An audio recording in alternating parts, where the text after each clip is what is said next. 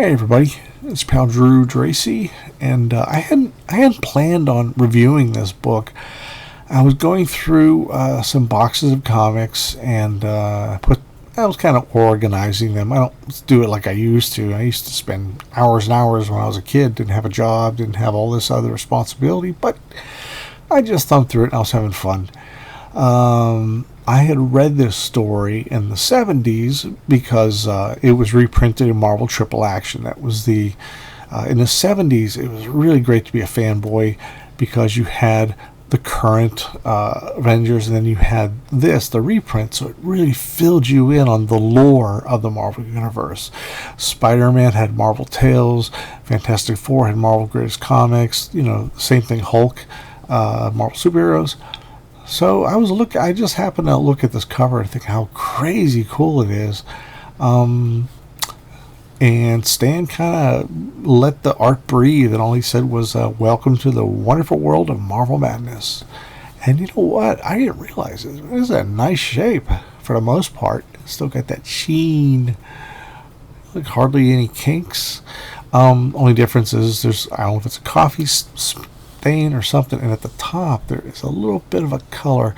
What happens with a lot of comics that some stores, they will color code comics for X amount of dollars. Does this have any price on the back? No.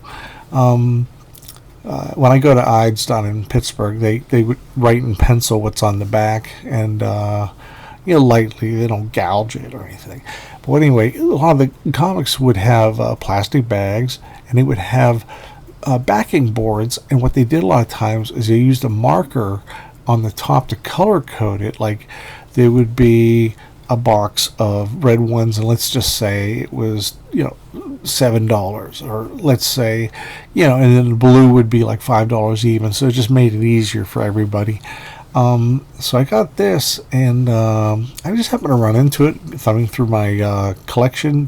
I was trying to find something, and I thought, I haven't seen this in a long time. And I loved Red Guardian. He was created by the Soviet Union to be the counterpoint to Captain America. This always struck me as weird. This guy's arm meets Cap's hand, so it looks like he's almost swinging a small fella. The valiant also die. Vinnie Ceta on the inks, he does a huge disservice to John Buscema's work. It's because John knows his anatomy. I mean, look at the barrel chest. He did that with most of the guys. The printing is kind of crappy because the black areas are falling off, and DC Comics had great printing, and at the time Marvel was being distributed through DC because they were selling poorly and they didn't have much of a chance.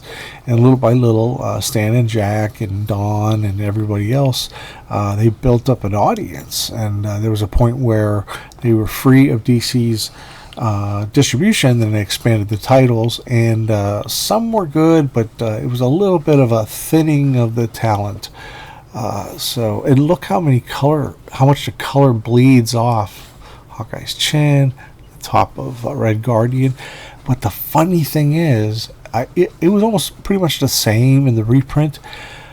Like a lot of people, I loved comics so much that I didn't even pay attention if the color was off. What is this date?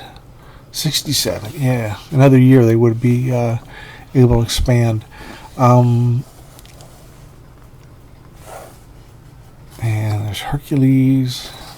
He's in the Psychotron, which makes him believe he's fighting the Hydra. And that's neat. I love this page, but wow, that is some terrible inking right there. I mean, it's just shabby, and everything seems to have the same value. I would have this is light, but it's just not, I can't quite describe it. It's real messy. The people look pretty awful in this panel, and I'm sure John Buscema was having a fit because he was. Oh, by the way, he had to learn the Kirby style like everybody else. And his first piece of art that he did for Marvel, he did a 10-page story of Nick Nick Fury, Agent of S.H.I.E.L.D., with Jack's layouts, and it's really interesting to see how that worked out. And it just took a while for John to have that, like, those foreshortening, like, this is here, and then, you know, popping out at you.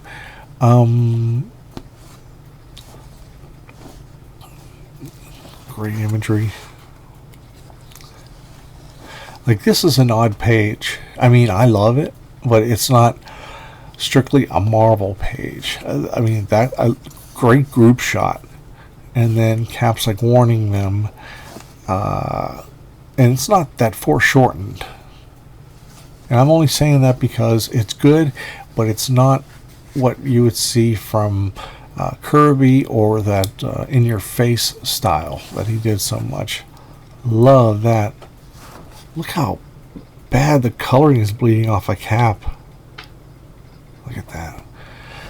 Quicksilver. I always love this. I like the green outfit. The blue was cool, but you know, there weren't that many green colored superheroes. Green clad.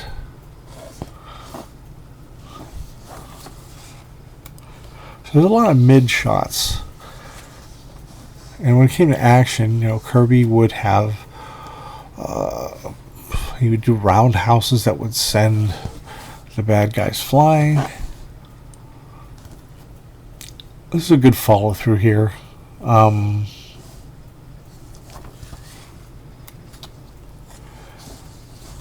So I love that.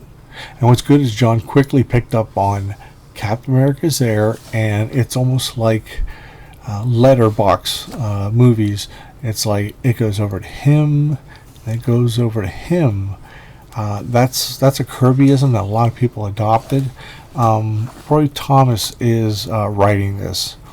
I love that. Vince Coletta is like, he wrote his name in cursive, and so did Sam Rose in the letterer. Okay, so we signed the thing already. Now, can we have our paychecks? Vince and Sam. Some really cool action here, and that is a very different move. I mean, that's pretty nasty. But thankfully, there's judo.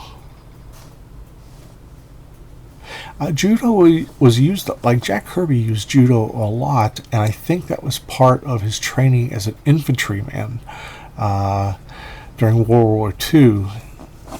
Just a guess. Well, he has this cute little belt. My belt disc falls apart. What was he thinking? And that's pretty good too. Now, the Marvel method would be like him being larger and towards the reader. Just a lot of mid shots. That's my man Hawkeye. I love the guy. Great design, attitude, everything. And here's like the 180-degree rule where this is going that way and then it's attacking that way. That's generally a no-no, because this should have been flopped and to keep going, because it's hard to explain, but that's how your eye works when you're reading a comic book. Little Quicksilver, love that solid shot. But you see, here's what I'm talking about with Vin. It's like the anatomy that John is expert at is just kind of fuzzy, you know. It's see, look at those bleeding colors and such. No. What's good now? This is good. This is not the 180-degree rule. He's pissed off that they're defeating him unfairly. He wanted to fight him man to man, and over here is his superiors, and they're saying, no, yeah, blah, blah. We got to get rid of them. And now this is a really, really awkward page. She's way up there. Red Guardian takes a hit. They were husband and wife, and she didn't know he was still alive. So she has mixed feelings. But he takes a bullet for her, even though she's betraying the Soviets. Here comes Hercules, coming on strong. So really cool stuff. Yeah, I love that. That's a great image. Hawkeye is just so cool. Don Heck designed him, and he's just, I don't care what costume he had afterward, that is still the best.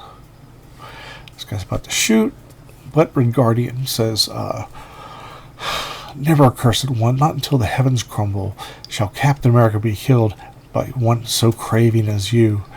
He and the woman I have wronged must live, even though we die. The guy's like, what the blankety blank? I'm not going to curse because it's a comics code. I love that. That puts me in mind of like the Hulk from when Kirby was doing layouts for other artists to draw. That's really cool. Well, they're all kind of, oh, we're back. That's a very Kirby pose too. So, look how broad these shoulders are. I love that. So I had to go to see Natasha. And they show up. That's a great group shot. And they talk. She does a little flashback, and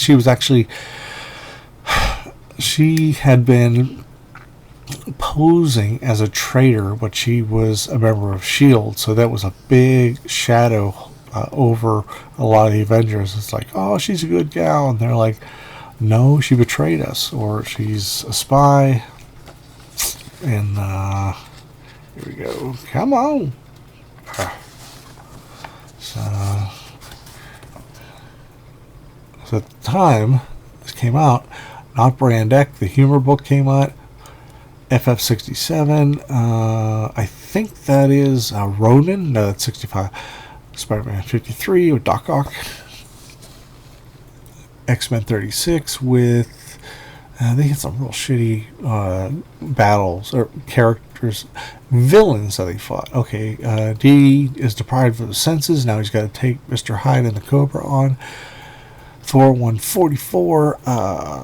It's Porsung, Brona, and Magner. Nick Fury, Doctor Strange. I'm not going to read the whole thing. It's cool. In the bulletin. This was Marvel really made this whole experience of being a Marvel fan personal. Like, he would shout out to different artists and writers and tell you what's coming up. He would have Stan Soapbox where he would talk just real heart-to-heart type stuff. Now, this isn't original. EC, the horror / science fiction / whatever stories comic company, which was outselling everybody, they did this too, but they got, as soon as the Comics Code got into place, it took out all of their books, and it was ugly. So T-shirts. In the 90s, Graffiti, whatever the name of that company is, they reissued these shirts. And I had the Iron Man, I think. And then these posters. These posters are great. A lot of them are Marie Severin, and then they're like Marie Severin redraws. Whoops. I remember years and years ago seeing this on the wall of some comic shop. Maybe it was Ides. But anyway, like, she definitely copied Ditko and Kirby there, but then there's other ones where she drew hang loose, sheesh, face front, Brand X. I could see people wearing that and everyone's saying, what in the heck? Letters, pages, baby. Great stuff. This was Russ Heath. Many years he was a comic artist, a commercial artist, and supposedly he made the most money off of these ads. There was another one which had like World War II soldiers in that, but that was like his, he got a nice paycheck for that. Well, advertising pays better than just about everything. So that's it. That's my, review. I just thought I'd throw it out there, and let me know your thoughts. Have you discovered this in Marvel Triple Action? Do you not have this issue and you find it kind of interesting to see? What's your opinion of the lineup of the Avengers at the time with Quicksilver, Scarlet Witch, and Goliath, who used to be Giant Man, and how shitty Vince's inks are over Buscema in this issue. That's all. Just tell me what your gut says, and I don't argue with anybody. I'm like, hey, everybody has an opinion that's valid. I'm not gonna get into a flame war because we're all here for comics, And thank you, all of you who watch my channel. It's so wonderful because I love to share my love of comics with as many people as I can, and that's why I got the YouTube channel, really. Anyway, as I say, face front, true believers. Give me a second. These are commissions I've been doing. I'm available for commissions. This is a He-Man drawing by Mark Texiera. Not the best scan. I drew the rest. I was asked to do like Castle Grayskull, and this is where you can contact me for commissions. This is 11 by 17 originally, and my prices are pretty flexible and pretty darn reasonable too. Cover recreation of the first Dead Man story. This is me, got to do Iron Man for a commission. I love Iron Man. He's the man. He's not just man, he's Iron Man. There is Shroud versus Stingray. I pencil and inked that. Another cover recreation. Nice 4-piece I did over Sheldon Go, who I think he's on the other side of the world. I think there's a cover sketch, pencil ink sketch, Batman, pencil and ink. So if you're interested, if you're a comics fan who decide, I want some original one-of-a-kind piece, or I have a friend whose birthday's coming up. Okay, enough of the hard sell. Anyway, thanks again for coming. Talk to you soon.